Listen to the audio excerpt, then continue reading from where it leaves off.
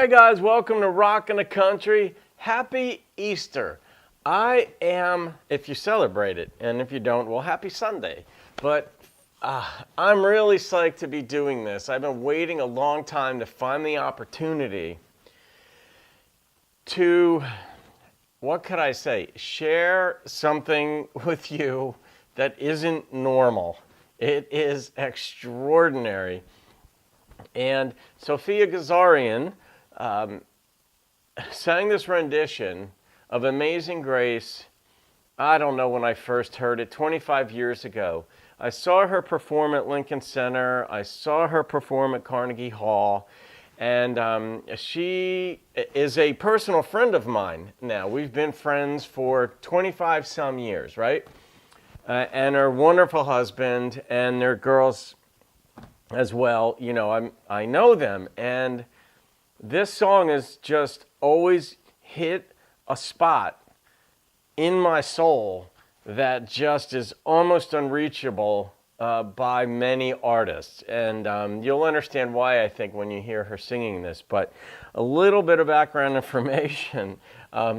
She and her husband, they live, outside Nashville. They live down actually in Franklin. But I got this hat when I was down there about 3 years ago when I was visiting them last, which is the last time I was in Nashville.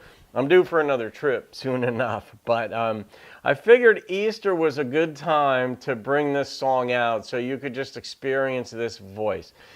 She is a world-class vocalist, and she comes from a family of musicians, of folk musicians from Armenia. And, without going into all the details about how she and her husband wound up here in the States, she has continued to, she teaches voice. I mean, you'll understand. She teaches, people how to, preserve their voices, things like this. But I've seen people cry. I mean, she sings Armenian folk songs as well, not just, English, songs. But I've actually seen people just break down and cry listening to her voice, and they didn't even understand they didn't even understand the lyrics to the song because it was in Armenian. And in any case, she, I know just from talking with her how over the years how thankful she is to be in America. And so in a sense for her, she's shared with me personally what this song means to her. It's not just a beautiful song, beautiful spiritual song, beautiful Christian song, however you want to categorize it. It has soulful meaning to her. So when she sings it, it just comes out like that. But what else can I share? I mean, she's had to explain to me some things because she was initially trained in the Soviet Union at the finest conservatory in Moscow. I think it's called the Moscow Ganessin Academy or something like that. And lost in translation on me, but it's the finest conservatory there. That she's a soprano coloratura. And that means, as I understand it, that there is no range. There's no note, either high or low, that she can't hit. And vocalists, as I understand it, frequently need to go down the scales a little bit, from high to low or low to high. They'll have to sort of gradually get up there. Gradually might only be 3 seconds or 2 seconds. I don't know. But she could go anywhere on the scale at any moment. And as I understand it, that's what a soprano coloratura is, what they can do, put it that way. So, but this song was written, and the reason I wanted to do this in particular on Easter, I figured, hey, it's a good enough time to do it, right? It's a holiday. This was written as a hymn in 1779 by John Newton, who was a British poet and clergyman. And the song, as I understand it, was partly inspired by his involvement in the slave trade. And then he got when he was out of the slave trade, and then became a clergyman, some of the experiences he had and reflections on being a slave trader spoke to him in some way. I don't know the full story. or even the accuracy of it fully, but he wrote this song, Amazing Grace, and it's 1779, and it's still going. So we're just going to listen to Sophia singing this song. I'm not going to turn my hat on. Oh, I'm going to show. I was going to wear this shirt. This is like one of my favorite shirts. It's so beat up.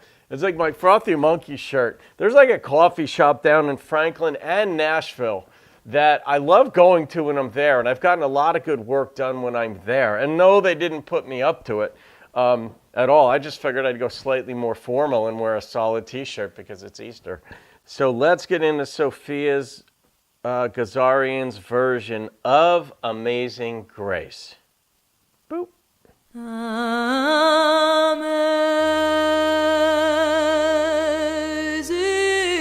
grace, how sweet the sound Every time. that saved a soul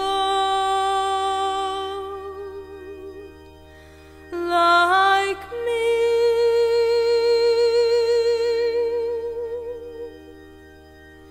I once was lost, but now I'm found.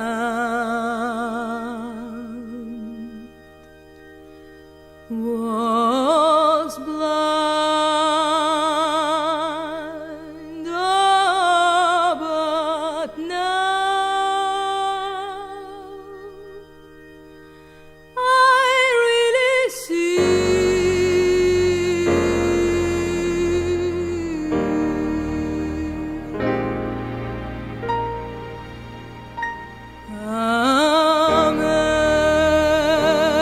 Amazing grace,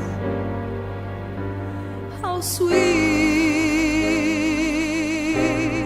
the sound Unbelievable. that saved such a soul like me.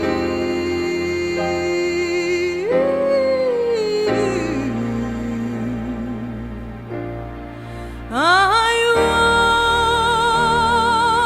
once was so lost, but now I'm found.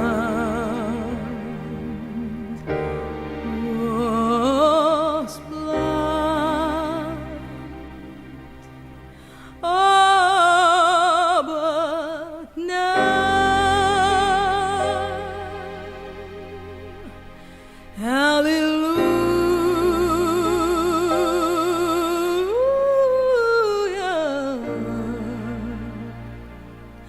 I see.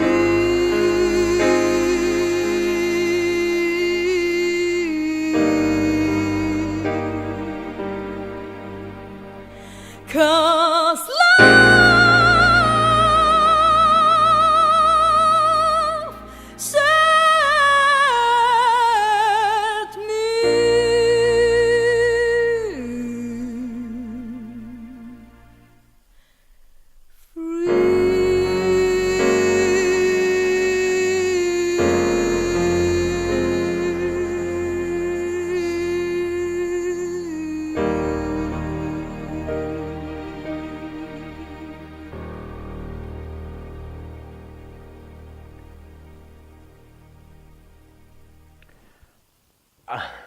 I mean, I've heard her sing that.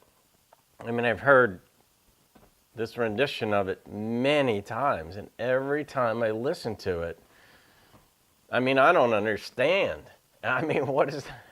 I mean, obviously the emotionality that she sings with and the technical, but and she's like 5 feet tall. Like, that doesn't even make sense, you know? Like, she's a size 0. Like, That's tiny. Like, I don't know women's sizes because I've understood that you could be like 6 feet tall and still be a small. I don't understand that part. But nonetheless, anybody who's dealing with a hard time in life, and we all are at times, sometimes, life takes its foot off the gas pedal and we can breathe, a little bit. And other times we're just dealing with stuff that's so hard. And whether we've contributed to it or it's just circumstance, it doesn't even matter because the human experience is lived from the inside out. And that, like the expression, perception is reality. Yeah, it is. And if we make some adjustments in life, maybe it makes things better. Maybe we have a bad temper. Maybe we have whatever, and we're making things worse. But by and large, as we're going through life, things get hard, and deliverance, like, just getting a break from something or getting a break from something we ourselves are doing or a way that we're thinking, whatever. A song like this, like, I once was lost, and, in the Christian sense, I mean, it's like before Jesus, then I was found, then found Jesus type of thing. But even theological considerations aside, that everybody is dealing with hard things in life. And I don't, what do you say?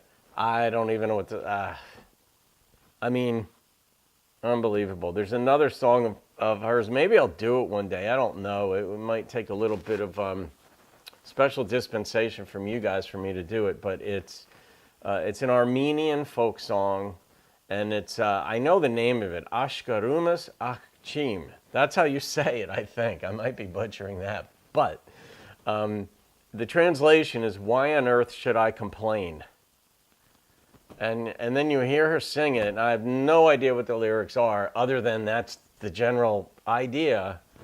And you're like, I can never complain again. Can't do it. And you hear a song like that, and you don't even know what the lyrics are, but you know what they're kind of saying.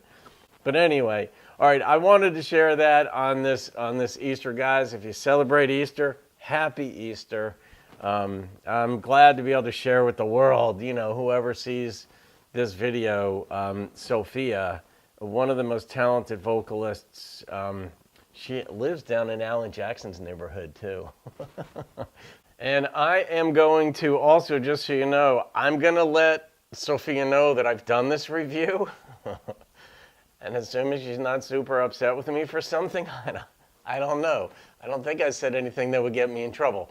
But I'll let her know, and she'll read the comments. So you might even be able to leave thoughts for her directly. So make sure that they're kind comments, But how could they not be, I don't know. But anyway. All right, guys.